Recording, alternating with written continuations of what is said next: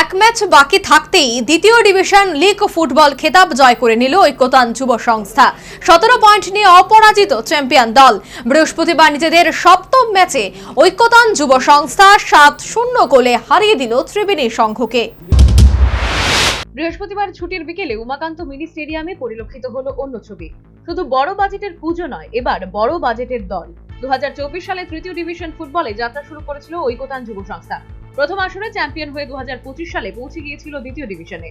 2025 সালে দ্বিতীয় ডিভিশনের অভিযান শুরু করেছিল জয় দিয়ে। এক বছর আগে থেকেই দল সাজানোর পরিকল্পনা তুলে দেওয়া হয়েছিল কোচ সুজিত ঘোষের ওপর। ক্লাব কর্মকর্তারা কোনো কার্পণ্যতা করেনি, যার কারণে সুজিত ঘোষ চ্যালেঞ্জ নিয়ে শুরু করেছিলেন দ্বিতীয় ডিভিশনের অভিযান। 2025 সালে সেরা প্রাপ্তি। দ্বিতীয় ডিভিশনে অংশ নিয়ে এক ম্যাচ বাকি থাকতেই চ্যাম্পিয়ন ট্রফি এনে দিলেন ঘরে। 7 ম্যাচে অংশ নিয়ে এখনো পরাজিত, ঝুলিতে রয়েছে 17 পয়েন্ট। তার আগেই বৃহস্পতিবার ত্রিবেণী সংঘকে 7-0 গোলে পরাজিত করে 2026 সালে প্রথম ডিভিশন লীগ ফুটবল খেলার যোগ্যতা অর্জন করে নিল দল। বিরতির আগে বিজয়ী দল এগিয়ে ছিল 3-0 গোলে। শেষ 45 মিনিটে প্রতিপক্ষ হজম করে আরো 4টি গোল। বিজয় দলের পক্ষে রিচার্ড এবং অমিত জমাতিয়া 2টি করে গোল করে। এদিকে আসর শুরুর আগে দল বাছাইয়ের ক্ষেত্রে প্রতিটি পজিশনে শক্তিশালী করবার পরিকল্পনা নিয়েছিলেন কোচ সুজিত ঘোষ। মরশুম শুরুর আগে হাতে গোনা কয়েকদিনের অনুশীলনেই বাজিমাত দলীয় ফুটবলারদের নিয়ে, যার কারণে দ্বিতীয় ডিভিশন চ্যাম্পিয়ন হলো ঐক্যতান যুব সংস্থা। দল চ্যাম্পিয়ন হওয়ায় দলের প্রয়াত ফুটবলার অলোক জামাতিয়াকে এই জয় উৎসর্গ করলেন কোচ সুজিত ঘোষ।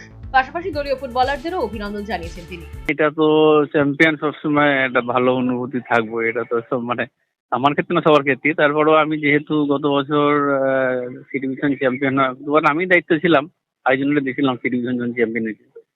আর এই টিমটা আমার একটা স্বপ্নের টিম ছিল, কারণ আমি যতবার চ্যাম্পিয়ন হওয়ার পরে তারা আমার দায়িত্ব ছিল যে বি ডিভিশনটা তখন থেকেই করতে আর কি। এর লক্ষ্য রেখে চ্যাম্পিয়নশিপের লক্ষ্য রেখেই আমি কিন্তু টিমটা করছি, এবং এই যে টিমটা আজকে এইভাবে বানাইছি যে এরা কিন্তু গত বছর থেকে শুরু করছি আমি।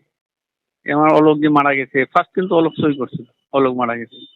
তারপরে আমার শুধু এই যে ফার্স্ট 11 যে খেলছে তারা কিন্তু আমাদের রিজার্ভ বেঞ্চে যেসব প্লেয়ার আছে তারাও কিন্তু ফার্স্ট 11 খেলাম, কারণ আমার রিজার্ভ প্রচন্ড স্ট্রং।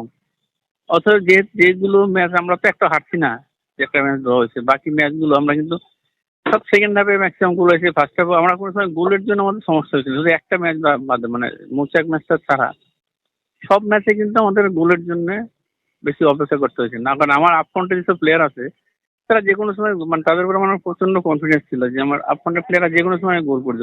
90 মিনিটসের মধ্যে 90 মিনিটসেও গোল করার ক্ষমতা রাখে।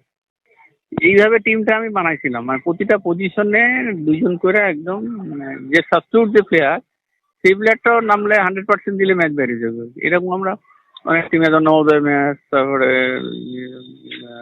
বীরেন্দ্র ম্যাচ, হ্যাঁ, তারপরে স্কাইলার্ক ম্যাচ এমন বাইর করছি আমরা। কারণ আমার আপফ্রন্টের প্লেয়াররা প্রচন্ড স্পিড। কারণ তারপরে মাঝমাঠও তাই, মাঝমাঠে 6 জন আছে, হ্যাঁ, আপফ্রন্টে ছিল 6 জন, ডিফেন্সে 7 জন, কোথাও কোনো ঘাটতি রাখছি না। তারপরে গোলকিপারের একটা প্রবলেম হয়েছে, অলোক যাওয়ার পরে একটা সমস্যা হয়েছিল। এটা আর কলকাতা থেকে একটা ইন্ডাস্ট্রি একটা গোলকিপার আনছে, সেটাই খেলা না, কিন্তু সেও কিন্তু ফার্স্ট ইলেভেনে আনার মতো। তার সব দিক দিয়ে একটা পরিকল্পনা ছিল, চ্যাম্পিয়নশিপের টার্গেট গত বছর থেকেই ছিল, সেই লক্ষ্যেই টিমটা বানাইছিলাম। যাই হোক, প্লেয়াররা সব কথা রাখছে এবং যার যে ডিউটি ছিল সব ফুলফিল করছে আর কি। এই জন্যই আমরা এখনো আনবিটেন। এই জয় কাকে উৎসর্গ করবেন? এই জয়টা আপাতত ধরো আমার যে ফার্স্ট যে আমি করলাম যে অলোক জামাতিয়া, তাকেই উৎসর্গ করলাম। যেহেতু আমি এবছর টিম করার সময় প্রথম আমি অলোককে সই করাইছিলাম, ফার্স্ট প্লেয়ার ছিল অলোক, এবং তার অভাবটা আমি খুব ফিল করি এবং তাকে খুব মিস করি তার আমি। সে শুধু ওই কোথাও টিম না, ত্রিপুরা টিমেও প্রচুর করছে, ডাউন পারফর্ম করছে। ছেলে শুধু প্লেয়ার না, অ্যাজ এ ম্যান হিসেবেও খুব ভালো। অর্থাৎ তার অভাব খুব অনুভব করি আমি। এইটা শুধু তার জন্যই করলাম আর কি এবছরের ইয়েটা আর কি। কারণ আমার খুব প্রিয় ছিল। অন্যদিকে চ্যাম্পিয়ন হয়ে প্রথম ডিভিশনে উত্তীর্ণ হবার পর ঐক্যতান যুব সংস্থার সভাপতি জানান, প্রতিটি দলের লক্ষ্য থাকে ট্রফি জয়। তবে তাদের পরিকল্পনা শুধু ট্রফি জয় ছিল না, দৃষ্টিনন্দন ফুটবল উপহার দিয়ে ট্রফি জয় করাই ছিল মূল লক্ষ্য, যেটা পূরণ করলো দলীয় ফুটবলাররা। কিন্তু এটা একদম স্বপ্ন পূরণের অঙ্গীকার নয়। এটা আমরা ভালো খেলা দেখানোর আমাদের একটা প্রত্যাশা ছিল। আমরা সি ডিভিশনে আমরা আনবিটেন হইতে আমরা এগিয়ে গেছি।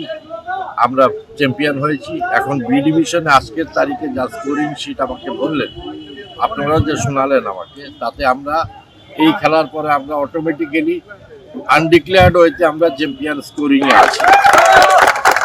তো এর জন্য আপনারা যারা ক্রীড়া সাংবাদিক আছেন এবং সাংবাদিক মহল আছেন, তাদের শুভেচ্ছা এবং সহযোগিতা আগামী দিনেও থাকবে। আমরা এ ডিভিশনে সামনের বছর নামবো, প্রত্যাশা নিয়েই নামবো যে আমরা ভালো খেলা যেন দেখাতে পারি। কারণ এ সি থেকে বি, বি থেকে এটা পর্যন্ত আমাদের একটা বিশাল লক্ষ্য আছে। এ ডিভিশনে আমরা যাব, আমাদের পুজো যেন সার্বিকভাবে আমরা খুব সুন্দর করে তুলি, খেলার জগতেও যেন আমাদের একটা দৃঢ় ছাপ থাকে, সেই প্রত্যাশা এবং সেই বিশ্বাস এবং সেই প্রচেষ্টা নিয়ে 9 দলীয় আসরে ঐকতান যুব সংস্থা চ্যাম্পিয়ন হবার পর এবার এই আসরে কোন দল রানার্স খেতাব দখল করে তার দিকে তাকিয়ে রাজধানীর ফুটবল প্রেমীরা। Bureau report, news vanguard.